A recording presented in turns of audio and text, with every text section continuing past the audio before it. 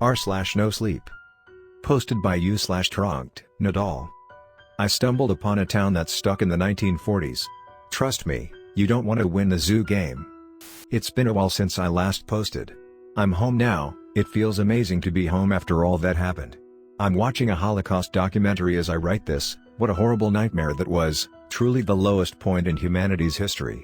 The fact there's still people that deny it is baffling. Ignorance is very powerful. I've witnessed what it can do to people firsthand.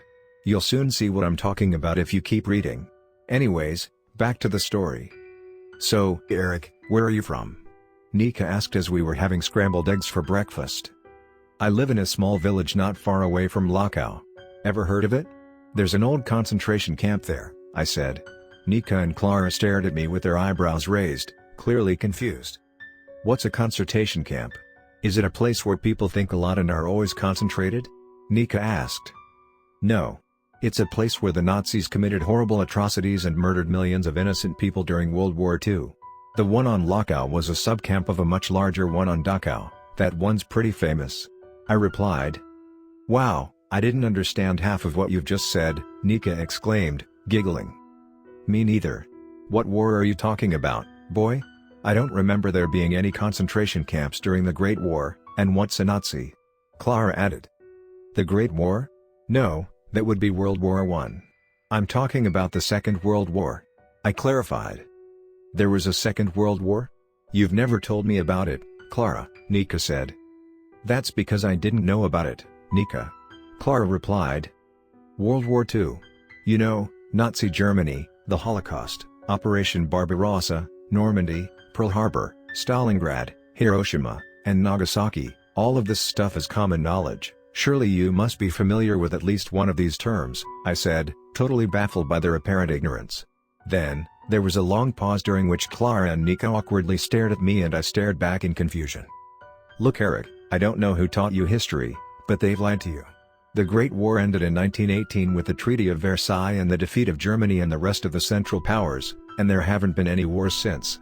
The thought of a conflict of such magnitude happening again sends shivers down my spine.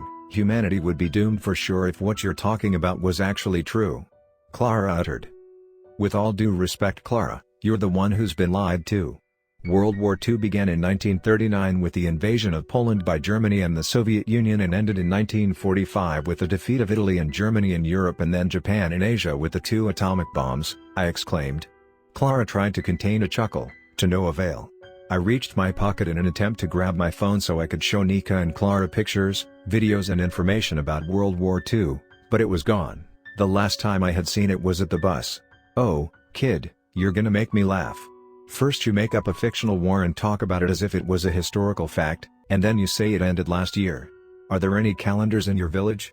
Because you really should take a look at one, Clara said. She then told me to follow her to the bathroom, where she showed me a calendar that left me speechless. According to the calendar, it was September 1946.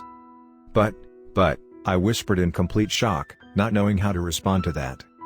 This discussion is over. Get ready, Nika, you'll be late for school. Alright. You should come to school with me, Eric. Nika replied. Okay. I uttered, figuring accompanying Nika to school would help me obtain more information about that mysterious place, plus, I had nothing better to do anyways.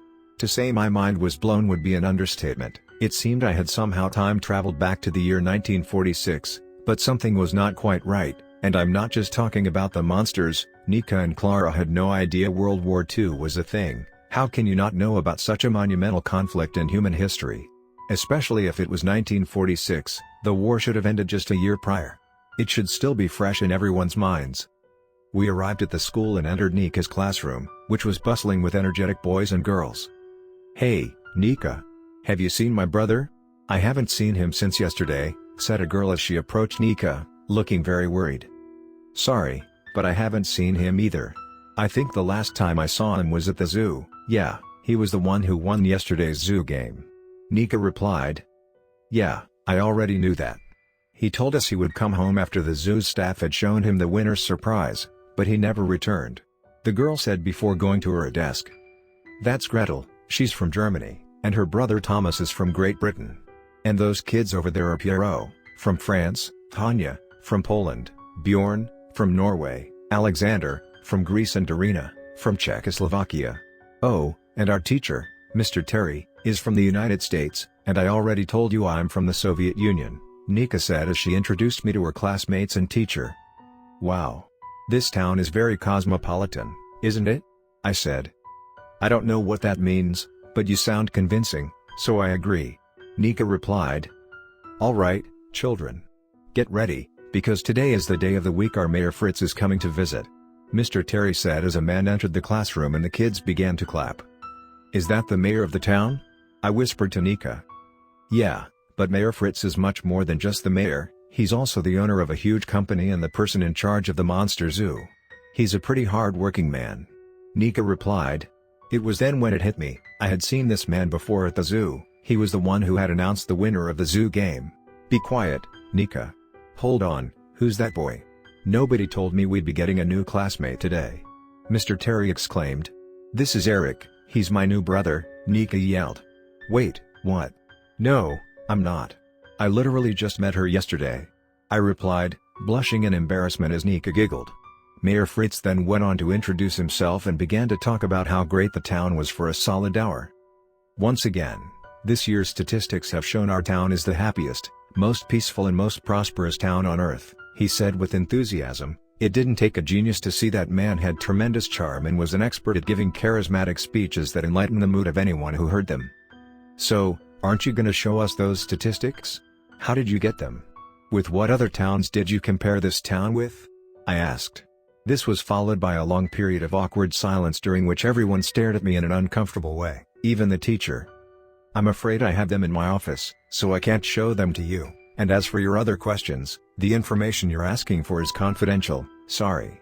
Moving on, it looks like today's class is about to end. Remember, young ones, you can contribute to our town's prosperity by playing the zoo game.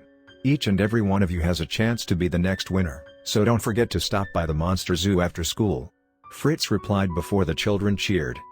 Hey, Eric. Why don't you tell everyone about the stories you make up? They're really funny. Nika loudly exclaimed, causing me to gain everyone's attention once again. What stories? I uttered. You know. The story about the Second World War. Nika replied. A Second World War? The Great War was already catastrophic enough.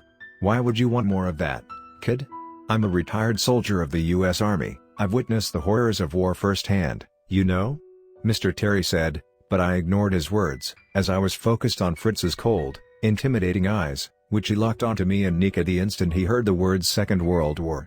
Fritz's stare didn't quite look like a threat, but it was far from friendly. It looked like the way people stare at you when you've just said something very inappropriate or taboo. After ominously staring at us for an instant, Fritz returned to his charming, trustworthy self and left the class. I think you've impressed Mayor Fritz, Nika said as we left the school. Yeah, I think so too. I uttered, unable to get his disturbing stare out of my head. You're gonna love it here, Eric. During the summer, when it's sunny and warm, we host a swimming competition, and during the winter, when it's snowy and cold, we host a snowman making contest. They're really fun. The prize for both of them is equivalent to winning the zoo game for the winner and all of their friends and family. Isn't that awesome? Nika exclaimed. Right when I was about to say I didn't want to stay in that town, a boy I recognized as one of Nika's classmates approached us. Nika, haven't you heard? The Monster Zoo is hosting a special event. I don't know what's it all about, but I cannot wait to find out. The boy said. A special event? Wow. What are we waiting for, Eric? Let's go. Nika replied before joyfully running to the zoo. Wait. Nika, don't go, I yelled, but it was too late. She was hell-bent on going to the Monster Zoo.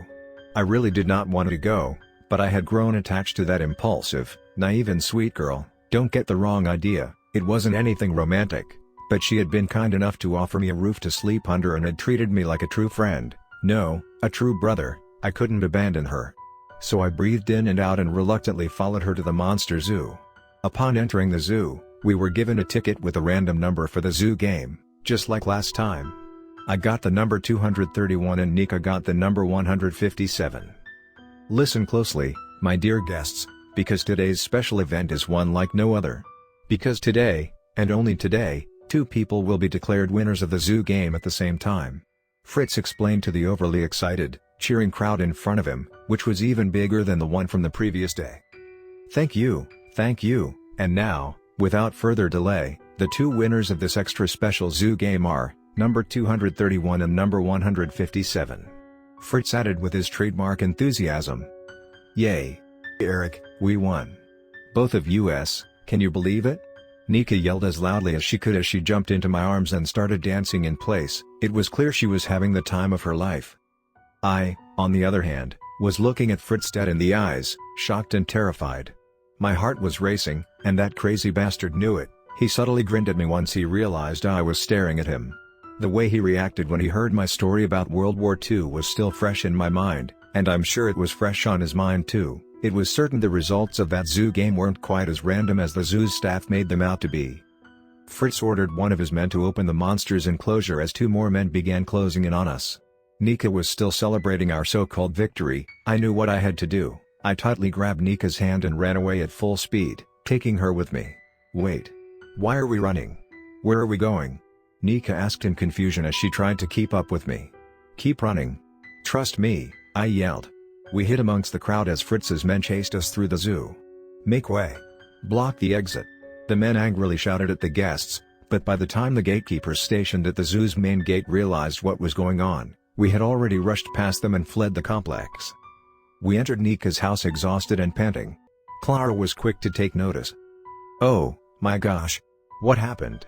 She asked worryingly. Listen, I don't have much time to explain, but we've both won the zoo game and Mayor Fritz attempted to send us to the monsters. We ran away and escaped the monster zoo, but Fritz's subordinates are on their way to hunt us down as we speak. I explained as quickly and concisely as I could. Why have you come here, then? Mayor Fritz knows where Nika lives. He knows where everyone in town lives. You have to flee, now. I knew there was something off about the whole monster zoo thing, Clara said. She then packed a big backpack with sandwiches, fruits, a bottle of water and a blanket and gave it to me. She approached Nika and gave her a kiss and a long and intense hug. Even though you may not have my blood, never forget you'll always have all my love, dear, Clara said to Nika as she hugged her in tears. Nika nodded, her face also filled with tears. Nika and I exited the house as Clara waved us goodbye. She decided to stay home in order to lead Fritz's goons astray and hide our location. Hey, it's funny how destiny operates. One day you're just a simple 13-year-old student on a school trip, the next, you're a time-traveling fugitive. Nika and I roamed the town, which turned out to be much bigger than I had imagined. We tiptoed our way through secluded alleyways, tunnels and low-traffic areas, slowly but surely. To say we were scared would be an understatement. Every corner could lead to a surprise encounter with Fritz's search team. He was in control of the whole town, so who was to say he wasn't watching us the entire time and was secretly leading us to an ambush? I cannot put into words the utter terror that thought brought us. It was right around one of those unnerving corners where we spotted a suspicious white glare. A flashlight. We immediately froze in place. Hey! I've heard something over there. It's them. One of Fritz's men yelled. We ran away without a second thought, entering a nearby apartment block and running upstairs to the highest floor. Our pursuers soon entered the building and started searching for us. At first, we considered hiding inside one of the many apartments, but they were all locked and or had people inside. We could have begged for the people inside the apartments to let us in. We could really use some allies, but the men were too close. They would notice right away and then we would be cornered. We ultimately decided to escape via the apartment block's emergency exit, right when the men started climbing the stairs. We descended the emergency stairwell and exited the building through a back door, and we began to run at full speed in order to get as far away from them as possible. We hid in a rundown clearing behind a random pile of rubble. Footsteps could be heard in the distance accompanied by bright flashing lights. No sign of those kids. They must have fled to another district or inside another building. It's getting late, the darkness won't make it any easier to look for them. By the way, wasn't one of them Miss Clara's adopted girl? Yes, I think so. But who was the boy that accompanied her? I've never seen him before. He probably just moved here recently, or maybe he's a relative of hers or something, I have no idea. But anyway, don't worry about them. Mayor Fritz is a smart and powerful man. He's got all the means and resources you could ask for, and they're just a pair of scared little brats. It's only a matter of time before those rascals get caught. Let's go home.